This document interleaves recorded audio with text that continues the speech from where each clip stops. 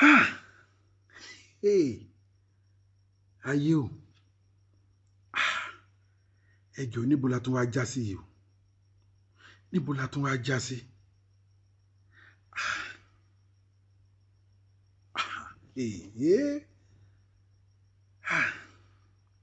Gbogbo igi tó ń wò mí ẹ pé kí n panu dé. Ẹ ní kí ló ń yà mí lẹ́nu? Wẹ́, ó lè máa ya ẹ̀yin kan lẹ́nu o. Torí ń gbà mí àwọn àgbà bọ̀ wọ́n ní nǹkan tó kọjú sẹ́nìkan ẹ̀yin ló kọ sẹ́lòmíì bí ìlú gangan. Irú nǹkan tó ń ya èmi lẹ́nu yìí. Tẹ́lòmíì bá gbọ́ lóòótọ́ wọ́n lè ní kò já wọn lójú. Àwọn tí ń expect ẹ. But èmi mi ò expect ẹ. No. Honestly speaking, mi ò expect ẹ. Ṣé mo kí mo sọ fún yín mo ní any information tó bá ń lọ mi ò ní hesitate láti mú wá fún yín. Lórí ọ̀rọ̀ bàbá Mohbad náà ni o. Lórí ọ̀rọ̀ bàbá Mohbad òun náà tún ni o. Ẹ rí i pé mo tún padà wá. Lórí ọ̀rọ̀ bàbá Mohbad náà ni o. Gbogbo alámọ̀ former lawyer wọn tẹ́lẹ̀tẹ́lẹ̀ kan tó gba lawyer Shitu, lawyer Odunmosu. Gbogbo alámọ̀ àbí Fámúyìwá náà àbúrò bàbá Mohbad ni Fámúyìwá. Odunmosu ni lawyer. I get it right. Àṣé torí ìjà tí ò tí ì sí láàrin wọn ni kò jẹ́ ká rí àṣírí. Ìjà ti wá bẹ́ sílẹ̀ láàrin wọn sìn. Wọ́n wá bẹ̀rẹ̀ sí ní tú àṣírí. Ẹ wá gbọ́ lẹ́tà tí lọ́yà yìí kọ tó fi tú gbogbo àṣírí tó wà láàrin òun àti bàbá Mohbad lórí autopsy and toxicology. Àṣé àwọn public tó ń fa bàbá Mohbad àṣé wọ́n ti rí nǹkan kan tó máa fa bàbá Mohbad. Ṣé mo kí mò ń sọ mo ní àfàìmọ̀ kí bàbá yìí má kàwọ́ pẹ̀yìn. Ẹ jọ̀ọ́ gbogbo ojú tó ń wò mí ẹ jọ̀ọ́ mo bẹ̀ yín ni ẹ bá mi share fídíò yìí. Ẹ bá mi share fídíò yìí. Ẹ jẹ́ kí gbogbo àwọn tó ń jà fún justice for Mohbad ẹ jẹ́ kó mọ àwọn tó ń da justice o. Ṣé rí ń gbé ìgbà mi àwọn àgbà máa ń pè wọ́n ní ibi tá a máa ń fojú sí ìgbà mi ọ̀nà òkè máa ń gbábẹ̀. Gbogbo wa ń bú Wùnmí à ń bú wá à ń báwo. Àṣé bàbá Mohbad náà ò gbẹ́yìn lórí ọ̀rọ̀ yìí. Ẹ wò ọ̀rọ̀ ò lè dùn lẹ́nu mi. Ọ̀rọ̀ kò lè dùn lẹ́nu mi. Ẹ wá gbọ́ bó ṣe ka lẹ́tà yẹn mọ̀rìn. Ẹ wá ó mà ga o. Ẹ má bá mi ká lọ. To clarify the fact before further information propagated. Miss Jesse persistent pattern of misinformation. Mo fẹ́ play fún yín láti bẹ̀rẹ̀ dáadáa. Ẹ jọ̀ọ́ mo bẹ̀ yín lẹ́ẹ̀kan sí. Ẹ bá mi share fídíò yìí. Ẹ bá mi share fídíò yìí. Fún àǹfààní ẹ̀yin tí ẹ ti subscribe ẹ jọ̀ọ́ ẹ subscribe sí LARIN Global TV. Ẹ jẹ́ ká jọ máa jẹ gbádùn ètò yìí lọ. Ẹ farabalẹ̀ gbọ́ lẹ́tà yẹn dáadáa tí lọ́yẹ̀ Odunmosu kọ tó fi tú àṣírí bàbá Mohbad àti Fámúyìwá àti ó mà ṣe o. To clarify the fact before further information propagated. Miss Jesse persistent pattern of misinformation and character defamation, particularly towards myself and the forensic pathologist, is not only unjust, but also a disservice to the collective pursuit of truth. The pathologist in question showed remarkable courage by engaging with a case many of his colleagues were hesitant to approach, given its sensitive and high-profile nature. For the record, I wish to state the following. Number one, initial contact. Mr. Fámúyìwá reached out to us to secure the services of a qualified pathologist for the second autopsy and toxicology analysis. Number two, financial negotiations. Mr. Fámúyìwá independently negotiated the fees and financial arrangements with the pathologist. Number three, payment clarity. At no point was any payment routed around routed through me or any law office, Mr. Famuyiwa make the payment directly to the pathologist. Then, GoFundMe accounts. I am neither in charge of nor a signatory to the GoFundMe account created for Mohbad's cause. Number 5, the toxicology testing. At a meeting attended by both Mr. Famuyiwa and myself, the pathologist disclosed that the European laboratory which conducted the toxicology test did so free of charge. Thanks to the high pedigree of the forensic pathologist. Accordingly, Mr. Famuyiwa and Mr. Joseph Aloba should publicly disclose how the remaining funds in the GoFundMe account have been managed. It is unfortunate that Miss Buki Jesse action have caused significant harm to the campaign for justice for Mohbad, possibly more than any other individual or group involved. Consistent dissemination of falsehood alongside network of online abusers undermine the credibility of the genuine efforts being made. Nonetheless, justice will prevail, not only for Mohbad, but also against all who seek to distort the truth and defame those who have stood firmly for what is right. In time, the truth will vindicate us all. Signed, Barrister Taiwo Odunmosu. Mowiri abibi owiri. Mokari abi mokari.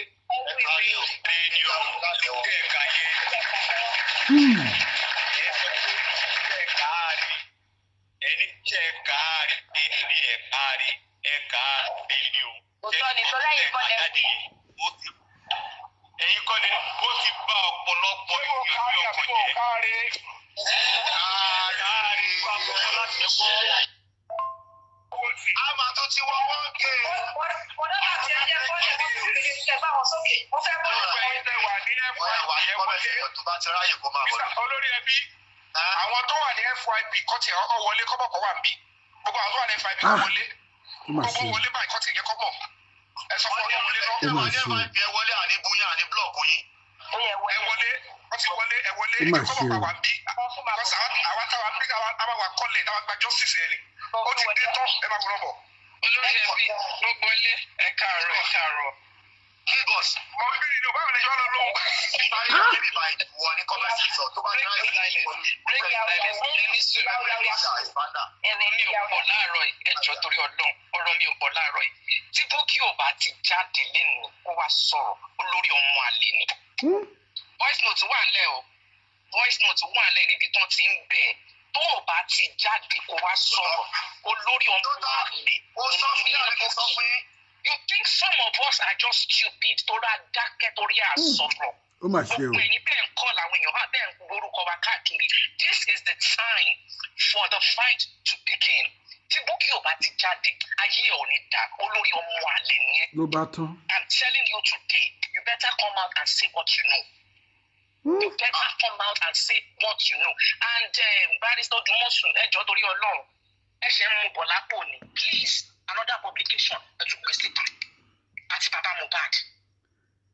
Gbogbo kí tó ń wò mí ǹjẹ́ gbọ́ bí àṣírí yẹn ṣe tú ṣá tán bá sọ pé tírú àṣírí báyìí bá tú bàbá Mohbad máa ní impact ńbẹ̀ máa sọ pé rọ́ ni but why tó jẹ́ pé àsìkò yìí ni Barrister Odunmosu ó wá ẹ̀yẹ̀ ń tú àṣírí torí wípé wọ́n condemn ẹ̀ as a lọ́ọ̀yà wọ́n gba lọ́ọ̀yà Ṣítù ó wá ń tú àṣírí wọn sìn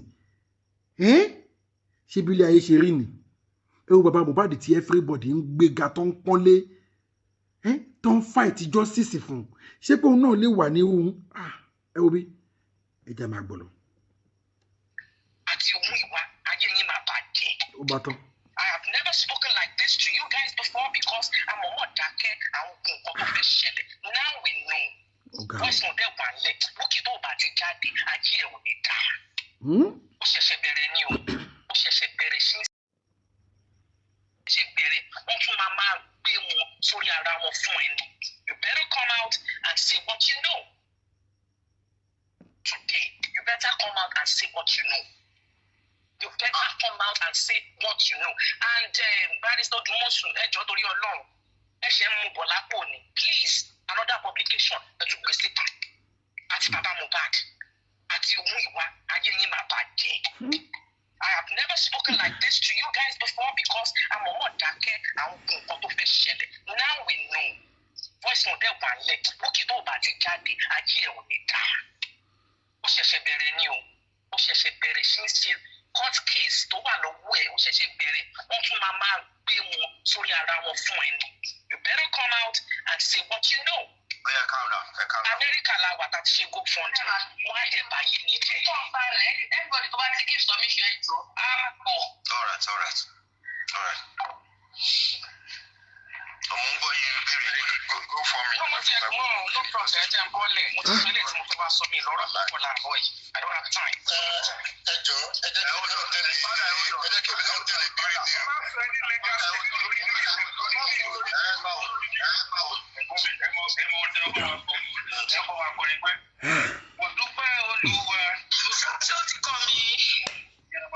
Number 2, ẹgbẹ́ àwọn àmì Ọláṣẹ́ni gbọ́dọ̀ ó mọ̀ sí o. Orúkọ ló máa ń lè fẹ́ mẹ́tọ̀ fún ìgbà. Ọláṣẹ́ni gbọ́dọ̀ jáde lálẹ́. Wọ́n wá sọ̀rọ̀ free of charge lórí toxicology wọ́n lè pè 60 million. Ayé owó máa bàjẹ́ wọ́n wá lọ́wọ́. Free of charge ni wọ́n ṣe toxicology and autopsy wọ́n dẹ̀ ń pè ní 60 million. Bírèdì sálẹ̀ láàdì kí ni bírèkì ní èsì títí ẹ. Àwọn tí ò lójú tí wọ́n ń gbé wa ṣépè tí wọ́n ń gbé láti sinẹ́ ṣépè ojú wọn ti wà ń gbòòrò báyìí wọ́n ti dígì ojú wọn jáde. Akígbe márùn. Èyí ló pé jíndọ̀gì ojú ẹ̀ ti wá ta. Àtisẹ́ẹ̀dì kiri jíndọ̀gì àti akígbe márùn. Wọ́n ti dígì ojú wọn jáde báyìí. Ẹgbẹ́ bá ṣe lè ṣe ń tú. Kò máa sí ohun táwọn èèyàn lè ṣe nítorí owó. Ó máa ga o. Wọ́n ní tí ewu bá bọ̀ sí ilé òun náà jíndọ̀gì ni ẹ̀. Alele, jíndọ̀gì. Ẹ máa ń gbọ́ ẹ̀mí lélẹ̀ jíbe. Jíndọ̀gì. Jíndọ̀gì. Imagine, ẹwà àwọn tó ń búyàn. Wọ́n ti gẹ́ nǹkan tẹ́lẹ̀ kọ́ fẹ́ sọ sí ni pé. Wọ́n ti máa make submission àkàmà bọ́ọ̀lẹ̀ wọn náà wọ́n yóò máa kọ́ ẹ̀kọ́. yóò ti get started o, ṣé ẹ ti ṣí mi lẹ̀ àbẹ́ ẹ̀ tí ì ṣí wá. Ẹ jẹ́ kí ẹgbẹ́ bá mute ẹ jẹ́ kí bọ́ọ̀ṣì pín sọ̀rọ̀ ẹ má bínú tẹ̀ ti gba apá lálejò. Mo kí gbogbo ilé, ó dà pé mo sá platform yìí láti last year. Pàdánù àti dẹ́mọ̀ kan tó dé tí mo fi sá. Wọ́n mọ̀. Wọn ò dẹ̀ tí bẹ̀ mí. Ọ̀yẹ́ kọ́ ni mo bá wá. Ó dẹ̀ má bínú. Ìyẹn kọ́ ni mo bá wá. Ẹ̀ tí bẹ̀ mí. Ọ̀yẹ́ kọ́ ni mo bá wá. Hey, Baba Mohbad disappoint me o. Baba Mohbad wọ́n disappoint me. Mo ti gbọ́. Pàdánù àti náà ti wá ni. Ẹ jọ̀ọ́, máa ń di jókè. Ọwọ́ méjì lókè fún yín. Ẹ má sọ pé ìkọlà kì í sọ o. Mo ti jẹ́ sí i. Mi ò ní bá ṣe wà ní ẹ máa bí ọ̀tẹ̀. Ẹ máa fà á lọ ni. Mi ò ní bá jẹ́ kí bẹ̀rẹ̀ láti gbọ́dọ̀ mi. Mo kí gbogbo lébi kọ́ ẹni kọ́kọ́ kékeré. Ìwà rẹ̀ ò funfun nẹ́nẹ́. Adágún ìyá mi ẹ ṣe. Àyàkọ́kọ́ jẹ́ àbọ̀ ni mo jẹ́ kí n sọ̀rọ̀. Màámi, ẹ ti ní kí n máa ga sọ lọ. Crush queen náà ṣì ní kò yí padà èmi náà ni ẹyẹ méjì ò jẹ́ àṣà àwí kókó ni. A máa sọ a máa tẹ̀ sí i lójú ni. Lórí ọ̀rọ̀ GoFundMe yìí, Joe Frame, a lè sọ ká gbẹ́nu dákẹ́ o. Ẹ máa tún wọ studio, ẹ máa lọ mìíràn sí orin yẹn ni. Ṣé yẹ yín sà? Ẹ lọ ṣe kí ni? Ẹ lọ mìíràn sí ẹ̀. A lè sọ ká gbẹ́nu dákẹ́ rárá. Ẹ mọ̀ dí, èmi gẹ́gẹ́ bí ẹnìkan, bí ìmọ̀ àwọn yòókù mo mọ̀ káwọn kan náà ṣe, mo kiri GoFundMe yìí. Mi ò lọ káàkiri, mo kiri platform 5. Mo kiri platform 5, so wọ́n gba ẹnu mi. Ó gbìyànjú. Gbogbo ọ̀rọ̀ tí mo bá sọ lórí GoFundMe, pẹ̀lú àti over 1,000 people tó ń gbọ́ wà láàyè ẹnu mi gbà. Joe Frame, ẹ súnmọ́ bí. A ti súnmọ́ yín pẹ́kípẹ́kí báyìí. Lórí ọ̀rọ̀ misappropriation. Wá ga o. Kì í ṣe dẹnu, ẹ lè bọ́nú ẹ̀. Lórí ọ̀rọ̀ misappropriation, mi bá ṣe pé fọ́ọ̀dù public o, misappropriation. Tẹ́ bá mọ̀ túmọ̀ ẹ̀ bá wọn critical criminal. Kọ́ ṣe dictionary fún yín, kọ́ túmọ̀ ẹ̀ fún yín. Critical criminal. Misappropriation. Critical criminal. Wọ́n ṣàlàyé ìtumọ̀ òyìnbó tí mo sọ ọ́ lè sìn. Ẹ wo bí yẹn. Lórí yẹn. Wọ́n ṣe rẹ̀ gbọ́. Ẹ bá fẹ́ sọ̀rọ̀ nítorí àbúrò mi tó wà nù critical thinker. Ẹ máa brush critical. Ẹ jẹ́ ẹ bá mi respect critical thinker. Àwọn critical thinker. Àwọn olófo. Critical thinker dẹ̀ tún sọ síta. Ẹni ẹ̀ wá fẹ́ drop criminals. Wàláì débìdà. Ẹ máa sọ̀rọ̀ ẹ máa dàvat mo ṣe rí. So Joe frame wípé lórí misappropriation owó public kì í ṣe tẹnusẹ̀ ò lè bọ́ nínú ẹ̀ wàá káwọ́ sẹ́yìn níwájú àwọn EFCC wàá ṣàlàyé.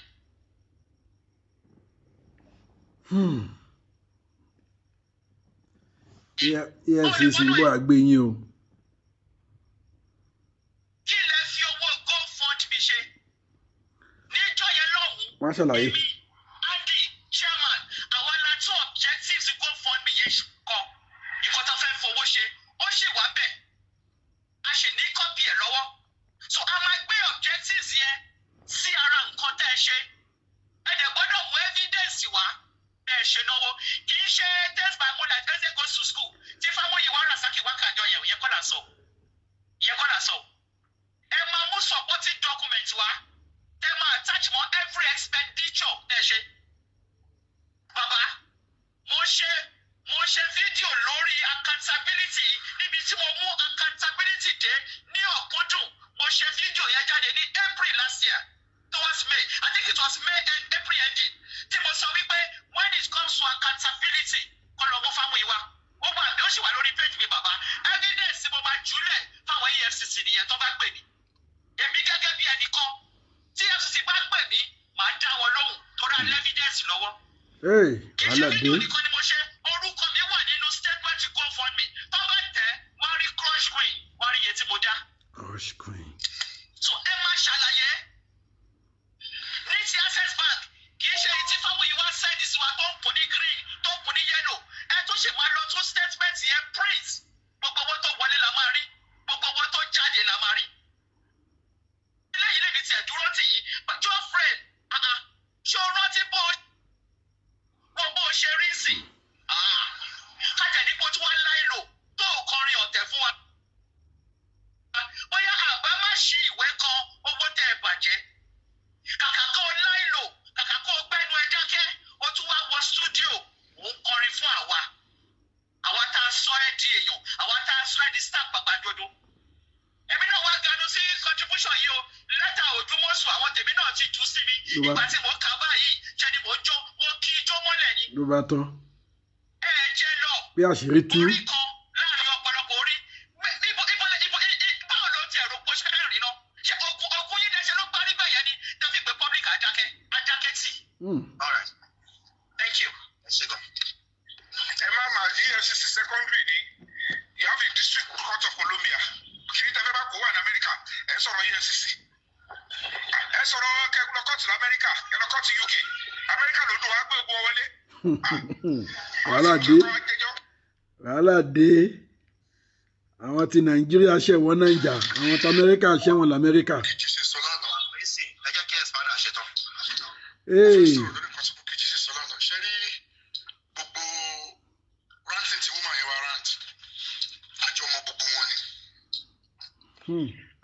Ó fẹ́ dọ́gbọ́n tètè yọra ẹ̀ ẹ̀yẹ̀ máa rí pé tó bá yọra ẹ̀ níbẹ̀rẹ̀ kò lè yọra ẹ̀ níparí because tó ń bá fa gbùrú wọn gbùrú tí wọn náà fa gbó díẹ̀ because why gbogbo wọn ni wọ́n jọ mọ̀ ń pa owó yìí wọ́n mọ ibi tí wọ́n sẹ́ǹdì owó yẹn sí owó yẹn ṣe ń dọ́wọ́ wọn wọn pé owó yẹn direct o ó ní bí wọ́n ṣe ń gbà so òun náà jẹ́ ń bẹ̀ kò lè lóhùn ò jẹ́ ń bẹ̀ gbogbo kó tó sọ yẹn ó mọ̀ ń pa ẹ̀ gbogbo wọn kàn dìbọn ni òun bàbá Mohbad power of Anthony Múyìwá gùrẹ́gùrẹ́ tẹ bá ti mú àwọn mẹ́rin yẹn kó tó ṣẹ̀wá kan gbogbo àwọn ajá wọn tó ń dà síta ó ní báwọn ẹ̀ náà ṣe ń gbowó.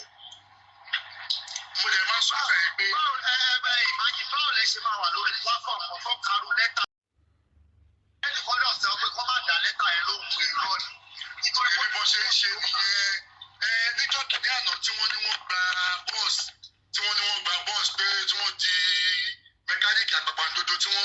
brother ṣe báwọn tó bá wọn náà nìyẹn gbà tán sọ pé rọ ni táwọn yẹn ò gbà sí wọn lẹ́nu ni wọ́n gbà sí wọn lẹ́nu because wọ́n ti ń gba àbòsí yẹn no be today okay now àwọn kan wà lára gbogbo àwọn tó ń support wọn máa ń sọ kí ni pé àwọn kan wà tí wọ́n ń support wọn ignorantly àwọn yẹn ló máa wà disappointed but tó bá wọ́n wà disappointed náà ó yẹ kó mọ̀ pé ó yẹ kó lọ refurbish orí wọn because tí o bá ṣe pé nǹkan kan ṣe wọ́n mi ò kí ń gbóyàn mi dẹ̀ kí n ṣe pé o tí o bá ṣe pé nǹkan kan ṣe wọ́n à ń rí òótọ́ ńlẹ̀ everybody ń sọ èyí dẹ̀ ń kí emotion bọ̀ ẹni ní nǹkan ṣe ẹni ní kíníkan if you come for this akọ kò sẹ́ni tó sọ pórí bàbá yìí bàjẹ́ kò sẹ́ni tó sọ pórí ẹ̀ bù nobody to ever bù people were asking questions why don't you people allow him to answer ọ̀tẹ̀ bá dẹ̀ fẹ́ béèrè fún because ẹ jẹ́ kí máa yí mọ̀ pé òun ní questions to answer láti lẹ̀ then he kept on misbehaving ẹ̀yin tẹ́ sọ pé support ẹ̀yin lẹ́tí bàbá yẹn lè kọ́wọ́ ẹ̀ bọ́ ṣọ̀rọ̀ débi tó dé yìí because tẹ́ bá ti jẹ́ káwọn èèyàn kọ́ lẹ̀ tó ọ̀dà kó mọ̀ pé every penny yàtọ̀ sí tí wọ́n fi sí personal account títí tí ẹ̀ tó ń jówó tiẹ̀ you will account for it aside from the money n tó wá ní kó fowó ìṣe the justice we are looking for nígbà tí bóyá wá jáde of all people báyìí tó ní power of attorney tó jáde tó ní ibi tí wọ́n ti fẹ́ rí CCTV ẹnìkan lòún mú líǹkì yẹn fún òun ọ̀mọ̀gbẹ́ni yẹn ló máa lọ ṣe bákan ẹ̀jẹ̀ rí pé wọ́n block ṣọ́ọ̀ṣì yìí nǹkan tó yẹ kó jẹ́ lead evidence fún wa wọ́n block ṣọ́ọ̀ṣì yẹn ẹni dẹ́ confam pé òun lòún mislead kì í ṣe misleading nìkan àwọn ni wọ́n block ẹ̀dùn bó wá ló wá rí a word bá wọn wí bá wọn sọ anything yet èébúlẹ̀ ń bú àwọn tó ń ṣiṣẹ́ yìí lè ṣàdúrà fún wọn because gbogbo ìtẹ́ bá ṣe yẹn àdúrà ló máa tọ́ sí fún wọn because òótọ́ ni wọ́n wá fún Mohbad. bẹ́ẹ̀ni. now ṣé wàá ti rí ibi tẹ́tí wọn dé. abẹ́rẹ́. táwọn bá ń jìyà yẹn kò ní yọ ayé náà lẹ́ o. bẹ́ẹ̀ni. àdàbí máa dá lórí gbogbo yìí. àmín. àmín. gbogbo yìí àdàbí ó máa dá lórí gbogbo yìí. àmín. àṣẹ ìbẹ̀rẹ̀ ni. àmín. ẹ̀jẹ̀ kèmí náà kúrò kẹ́lẹ́ mi lè ráyè wọlé thank you. ẹ wò ó tó bẹ́ẹ̀ àwọn àgbàbọ̀ wọn ní a lè torí àwíjàre kí tó tọ́ lẹ́nu ṣé gbogbo yín ṣe bẹ́ẹ̀ ti gbọ́ lẹ́tà tí Yomi Fábíyì kà tí lọ́ọ̀yà Odunmosu tó fi tú àṣírí bàbá Mohbad àti Bukky Jesse lótìtọ́ àti lódodo tán bá sọ pé mo lè bá bàbá Mohbad ní o nǹkan báyìí mo máa jiyàn gbogbo àrò pé bàbá Mohbad ń wá justice ni ṣé ẹ ti rí abájọ tí ò lè sọ nǹkan kan ní court abájọ tí ò lè sọ nǹkan kan ní court wọ́n ti mọ̀ pé fake ni autopsy tán wá kà fún wa wọ́n ti mọ̀ pé fake ni òun náà ni wọn ò lè sọ nǹkan kan ẹgbọ́n tán ní free of charge ni wọ́n ṣe ẹ ti rí sìn àṣírí ti tú wọ́n dẹ̀ ni wọ́n ṣe autopsy and toxicology bóyá bíi 30 million 30 mila can you imagine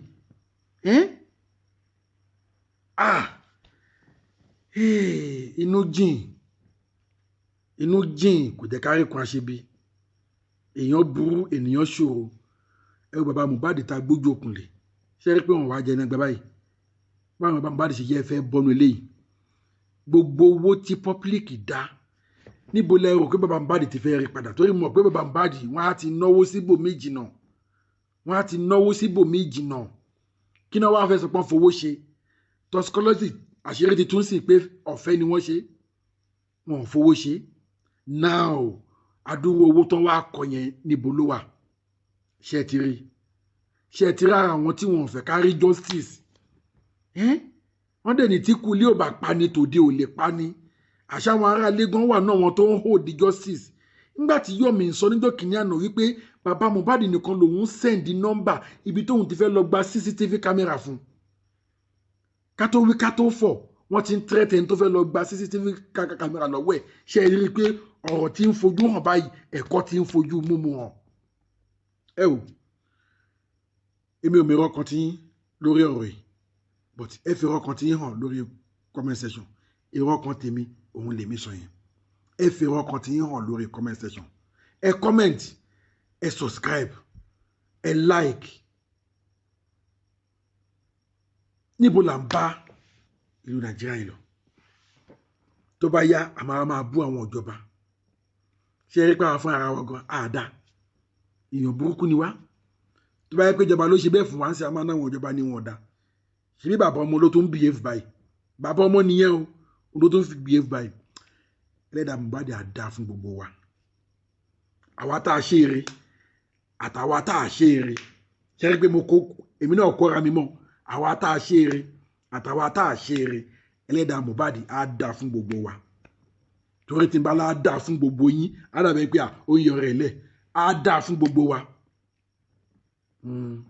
àtẹni tó ṣe burúkú àtẹni tó ṣe rere oníkálukú ló máa jèrè iṣẹ́ ọwọ́ ẹ jọ̀ọ́ ẹ bá mi share fídíò yìí kẹ́lẹ́ bá mi subscribe sílẹ̀ LA Global TV tí n bá tún rí any information tí mo tún rí pé ó máa wúlò fẹ́yìn olólùfẹ́ mi bí irú eléyìí tí mo tún mú wá yìí mi ò ní dín létí sí mi ò ní hesitate láti mú wá àṣírí wọn ṣẹ̀ṣẹ̀ bẹ̀rẹ̀ sí ní tú ó máa tú náà ní lójoojúmọ́ gbogbo nǹkan tí wọ́n bò mọ́ kọ̀kọ̀ ẹlẹ́dàá Mohbad máa tú síta ire o.